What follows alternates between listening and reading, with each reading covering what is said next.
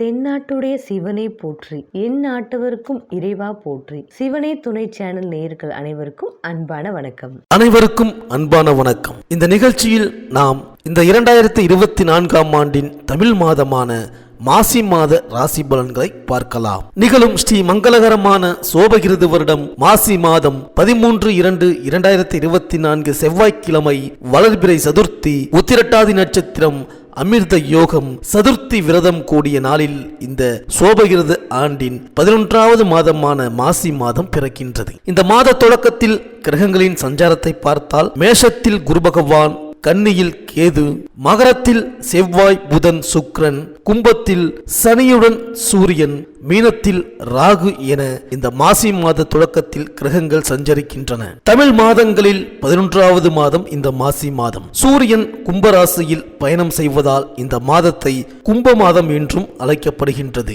கும்பராசியில் உள்ள சனி பகவானுடன் சூரியன் இணைந்து பயணம் செய்ய போகின்றார். சனி பகவானும் சூரியனும் எதிர்கிரகங்கள்.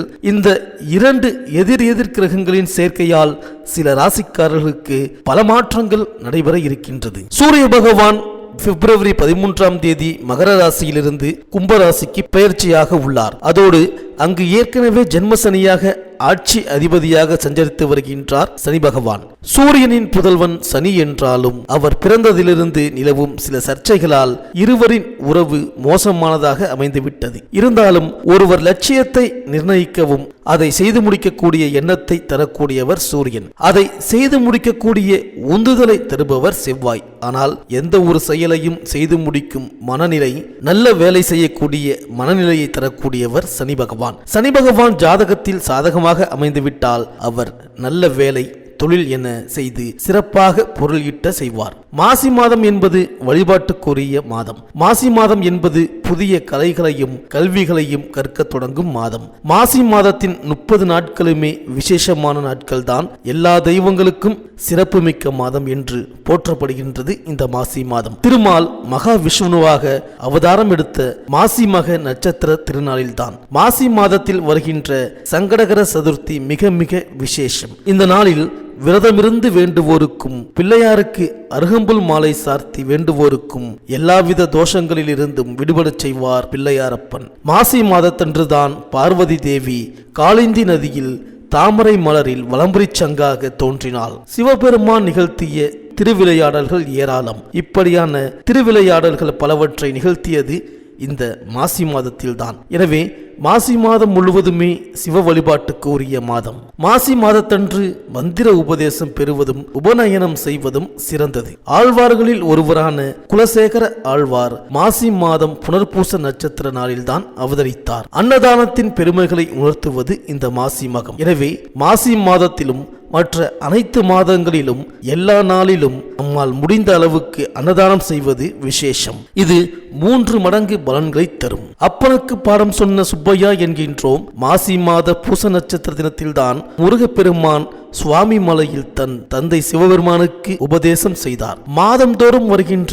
ஏகாதேசியே சிறப்பு மிக்கதுதான். அதே போல மாசி மாதத்தில் வருகின்ற ஏகாதேசியில் விரதம் இருப்பது மகா புண்ணியம், சகல தோஷங்களையும் போக்கும். பிரம்மஹத்தி போன்ற பெரும் பாவங்களை போக்கி பேய்க்கும் நற்கதி கொடுக்கும் இரு ஏகாதேசிகள் வருவது இந்த மாசி மாதத்தில் தான். உயர் படிப்பு படிக்க விரும்புபவர்கள், ஆராய்ச்சி செய்ய விரும்புபவர்கள் மாசி மக நாளில் அவற்றை தொடங்கினால் அதில் சிறந்து விளங்கலாம். அந்த துறைகளில் எடுத்துக்கொண்ட கல்வியில் மிகப்பெரிய உச்சம் தொடலாம். ஆத்மார்த்தமாக ஈடுபடுங்கள், உங்கள் பிரச்சனைகள் அனைத்தும் நிறைவேறும். இந்த மாசி மாதத்தில் கிரகங்களின் பெயர்ச்சியை பார்த்தால் மாசி 1ஆம் தேதி சுக்கிரன் மகர ராசிக்கு பெயர்ச்சியாகின்றார். மாசி 1ஆம் தேதி புதன் கும்பராசிக்கு பெயர்ச்சியாகின்றார். மாசி 19ஆம் தேதி புதன் மீனராசிக்கு பெயர்ச்சியாகின்றார். மாசி 25ஆம் தேதி சுக்கிரன் கும்பராசிக்கு பெயர்ச்சியாகின்றார். இந்த கிரகங்களின் சஞ்சாரம் மற்றும் மாற்றத்தினால் உங்கள் ராசிக்கு என்னென்ன பலன்கள் கிடைக்கப் போகின்றது, நீங்கள் செய்ய வேண்டிய பரிகாரங்கள் என்ன என்று இந்த வீடியோவில் பார்க்கலாம்.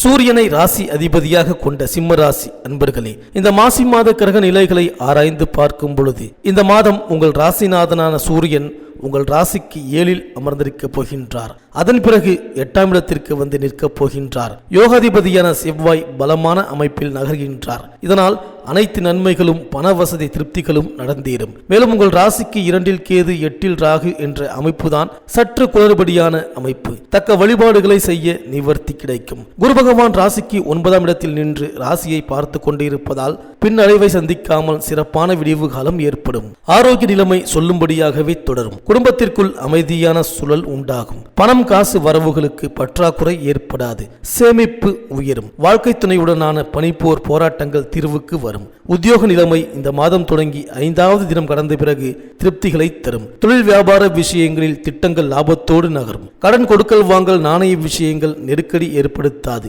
உத்திரம் நட்சத்திரக்காரர்கள் இந்த மாதம் 8வது தினம் வரை கவனமாக பழக்க வழக்கம் வைத்துக் கொள்ள வேண்டும். விஐபிகள் புதிய பெரிய மனிதர்களால் ஆக வேண்டிய சகாயம் பணவரவு அனைவருக்குமே உண்டு. புதிய சொத்து சேர்க்கை உண்டாவதற்கு அதிர்ஷ்டம் காத்திருக்கின்றது. இந்த மாத திங்கள் புதன் மற்றும் வெள்ளிக்கிழமைகளில் ஆச்சரியப்படுகின்ற சிறப்பான உயர்வு மன மகிழ்ச்சியை தரப்போகின்றது. இந்த மாதம் உங்கள் இல்லத்திற்கான மேன்மைகளும் பொன்பொருள் சேர்க்கைகளும் ஏற்படும். இளம் இருபாலருக்கும் திருமண கனவு நிறைவேறும்.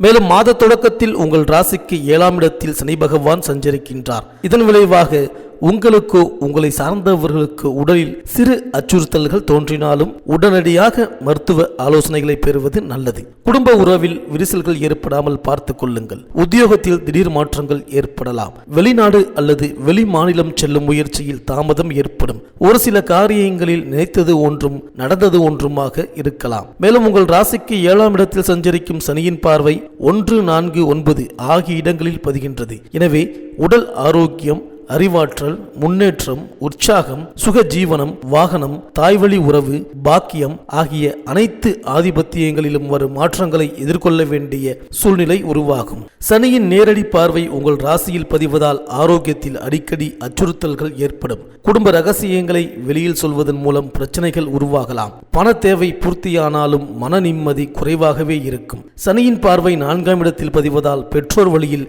சில பிரச்சனைகளை சந்திப்பீர்கள். கடல் தாண்டி செல்வதில் தாமதங்கள் உருவாகும். புதிய வாகனங்கள் வாங்குவதில் ஆர்வம் காட்டுவீர்கள். தாயின் உடல் நலம் சீராக ஒரு தொகையை செலவிடும் சூழ்நிலை உருவாகும். உத்தியோகத்தில் மேல் அதிகாரிகளின் ஆதரவோடு கேட்ட இடத்திற்கு மாறுதல் கிடைக்கும். சனியின் பார்வை 9ஆம் இடத்தில் பதிவதால் பாக்கியஸ்தானம் பலப்படுகின்றது.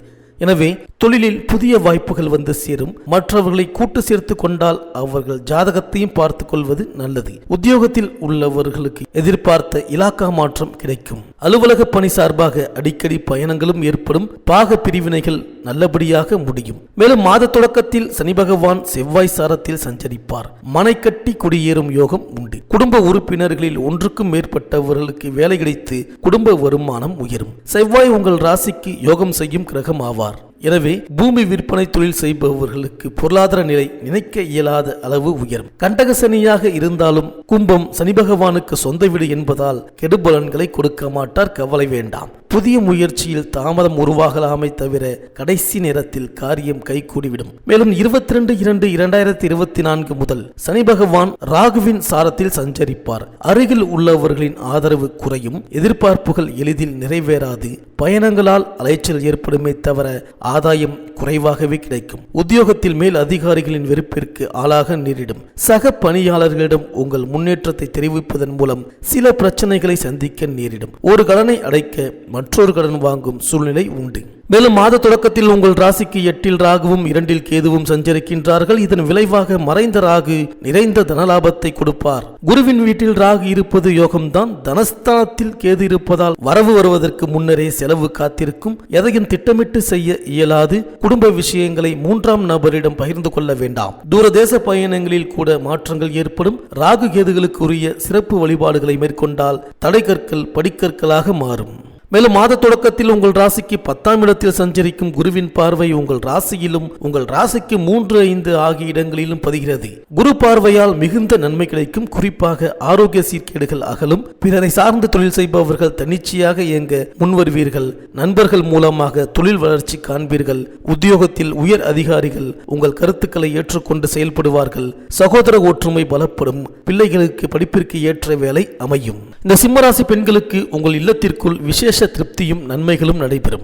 மாணவர்களுக்கு அயல்தேச அயலூர் கல்விக்கான உதவி ஒத்துழைப்புகள் கிடைக்கப் போகின்றது. விவசாயிகளுக்கு பெரிய நிலப்புலன்களை வாங்கிவிட இருக்கின்றீர்கள். கலைஞர்களுக்கு போட்டி பொறாமைகள் விலகி வெளிச்சப்பாதை உண்டாக போகின்றது. அரசியல்வாதிகளுக்கு சக கட்சி மேலிட ரீதியாக உயர்வு செய்தி வரும். இந்த சிம்மராசி அன்பர்களுக்கு அனுகூலமான நட்சத்திரங்கள் சித்திரை, சுவாதி, அனுஷம், மூலம், உத்திராடம், திருவோணம், பூரட்டாதி, பரணி, மிருகசீரிடம், திருவாதிரை, பூசம். இந்த மாத செவ்வாய்க்கிழமை யமகண்ட வேளையில் ஸ்ரீ காளியம்மனுக்கு அபிஷேக ஆராதனை செய்து வழிபட்டு வாருங்கள். இந்த சிம்மராசி அன்பர்களுக்கு இந்த மாசி மாதம் அனைத்தும் நன்மையே நடக்கும். இந்த வீடியோ உங்களுக்கு பிடிச்சிருந்தா லைக் பண்ணுங்க, உங்க நண்பர்களுக்கு ஷேர் பண்ணுங்க, மறக்காம சப்ஸ்கிரைப் பண்ணுங்க, பக்கத்தில் இருக்கிற பெல் ஐக்கானை கிளிக் பண்ணுங்க. மீண்டும் அடுத்த வீடியோவில் சந்திப்போம். நன்றி, வணக்கம்.